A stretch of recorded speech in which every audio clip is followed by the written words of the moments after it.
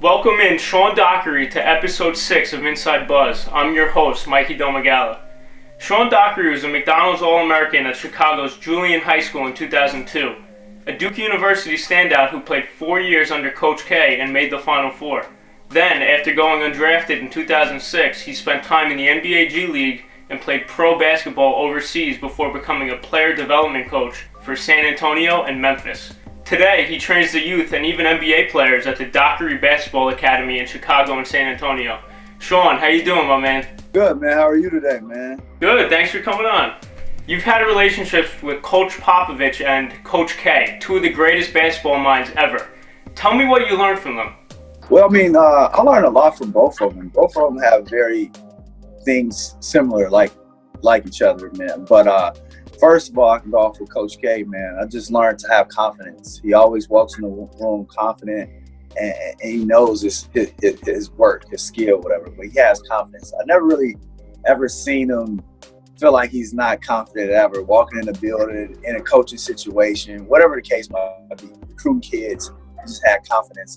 He installed that in me. You know, I was a kid from Chicago. I didn't really have confidence in myself, but he installed it in me and made me a better man. Pop is the same thing, man.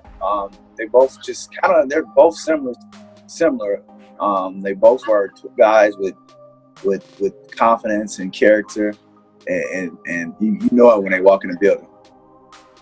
So how did Coach K find you in high school, and how did he recruit you to Duke? Coach K found me. I was probably the first guy that kind of had like my own TV show one night. I had this show called Preps, and I'm pretty sure he saw that. It was nationwide, whatever, and he saw that, and that's how he got my name started ringing bells, and that's how he started recruiting me. And he also, after that, he came to a couple of games. Chris Collins, a Chicago guy, also was recruiting me at the time from Duke, so that's how I came apart.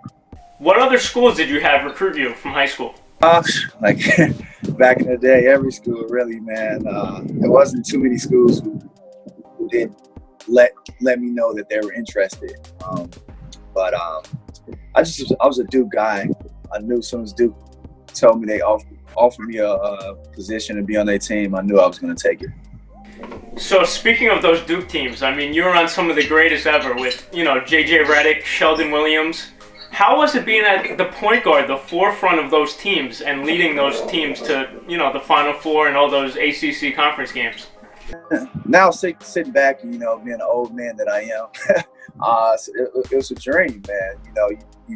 You look at the guys like the J.J. Redicks and look at his work ethic and can say, hey, I seen him in the gym practice before. I seen him, I played with this guy in the game, and it was just a dream come true. Like I said before, it was a school that I, always wanted to go to.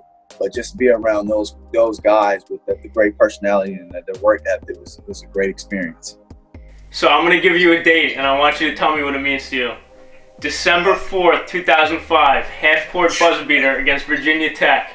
Tell me immediately what comes to your mind when I tell you that day.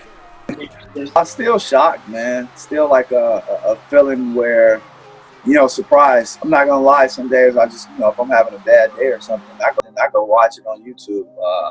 But again, I always tell people this too, it's a lucky shot. Definitely a lucky shot.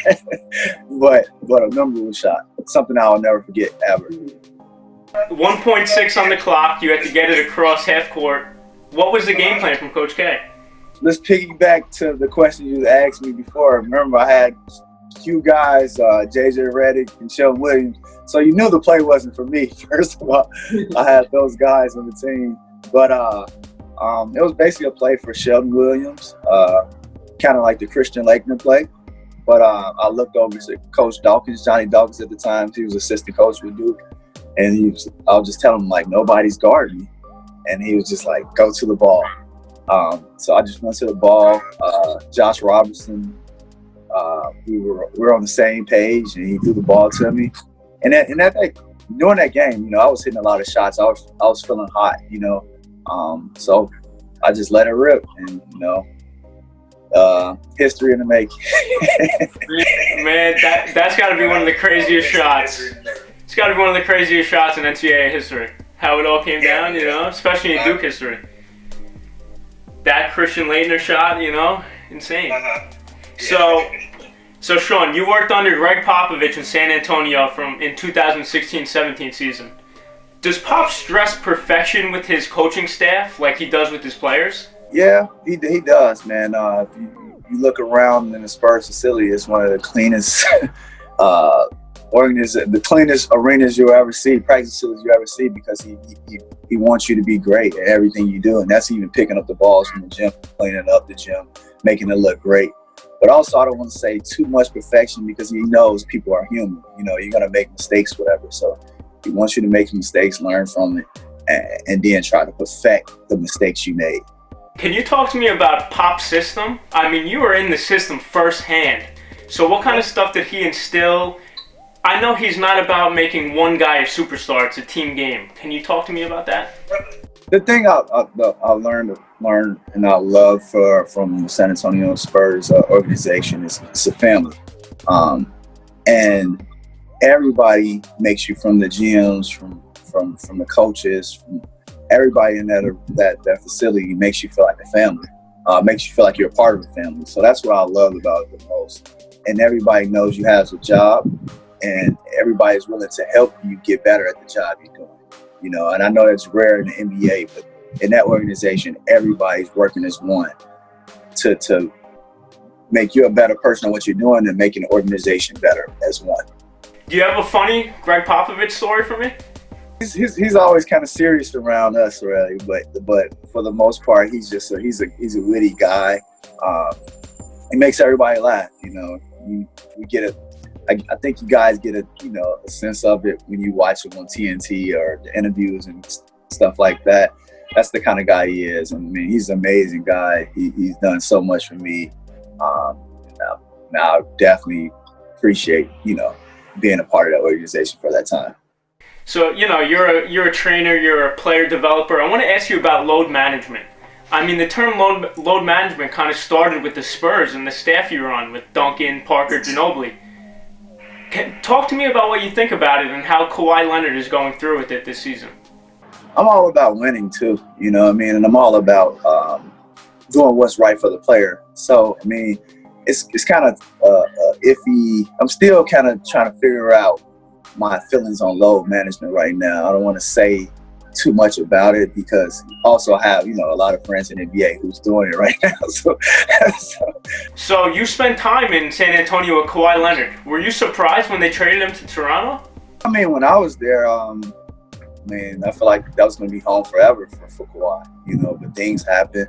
I was definitely surprised because I feel like that was his home, and the organization loved him, and I didn't see anything that was I just feel like he was going to retire like Tim Duncan and Ginobili for San Antonio. But, things happen, and people are, the organization has to do what's best for them, and also the player has to do what's best for him. So I understand what happened. What's your relationship with Bryn Forbes today? He's averaging a career-high 14 points per game so far this season. What improvements have you seen from this season to seasons past for him? I mean, every year, Bryn tries to improve on his weakness. This year, I feel like his defense is incredible. He can shoot the ball. We all know that. But I think the one thing Bryn always does, and a lot of pros don't do, he finds a weakness and always tries to make it a strength. And that's what he's done his whole career. And that's why he's a starter right now, undrafted kid who's starting, which is incredible. And I'm just happy. That's like my little brother. We've been through the trenches together. I can call on him anytime, and vice versa. He can call me anytime about problems. It's bigger than basketball with us. That's really family, and I'm just enjoying the ride, and honestly, just looking forward more to come. So you were undrafted yourself, and I know you just mentioned Bryn was undrafted. You just called him your little brother. Do you feel kind of like you're living the NBA dream through him because you're training him and you're both undrafted? I never thought about that, but maybe. No, but I mean, that's his. My dream's over for the NBA, and I understand now in life why I didn't make the NBA. So I can tell people my mistakes that I made, so they can make it to the NBA. When I was in college, I worked hard, but I didn't work my butt off. I didn't pay attention. I wasn't a student of the game, and that's kind of the reason why I didn't make it to the NBA. You know what I mean?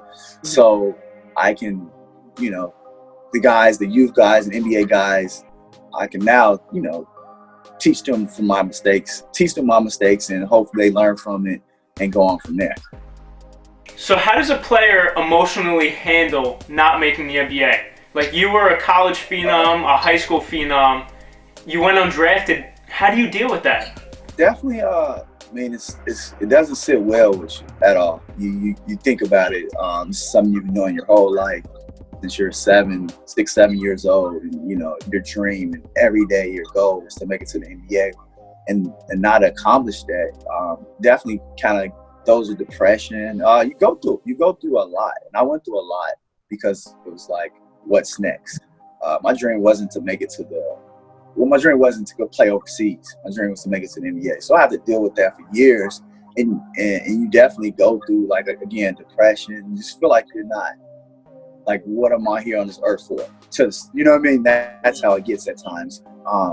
But then also, like, I'm lucky enough to have a strong family background who got me out of that sucking place, you know? Now, they got me out of that place, but it's probably the toughest thing to do. And I think people don't really evaluate it or take it serious, and for these players who don't make it to the NBA, or, you know, who career ends early, you know, I think people should really take heed of that and focus on it, because you definitely go through something. You lose a part of you know what I mean? So it's something that I think people should take heed of and focus on.